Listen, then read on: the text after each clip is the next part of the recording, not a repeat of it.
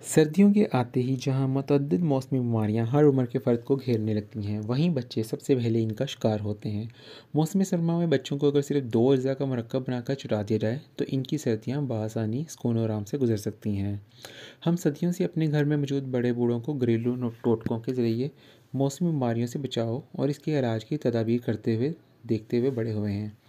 گھر میں بڑے بزرگوں کے ہوتے ہوئے اگر ذرا سی بات کے لیے ڈاکٹر کے پاس جانا پڑے تو سمجھ لیں کہ گھر میں موجود ان تجربہ کار افراد کی مدد نہیں لی جا رہی۔ نانی دادیوں سمیت جڑی بوٹیوں سے علاج کرنے والے طبیبوں کی جانب سے بھی قدرتی رس یعنی کہ صدیوں سے دوا کے طور پر استعمال کیے جانے والے شہد کو 100 بیماریوں کا علاج قرار دیا جاتا ہے۔ غذائی ماہرین کے مطابق شہد کی تاثیر گرم ہوتی ہے اور اگر اس میں ایک اور سپر فروٹ قرار دیے جانے والے گرم مسالہ یعنی کہ دار چینی کا پاؤڈر بنا کر شامل کر لیا جائے تو بچوں سمیت گھر میں موجود بڑوں کو بھی گلے کی خراشوں، کھچ کھچ، خشک کھانسی اور نزلہ زکام سے بچایا جا سکتا ہے۔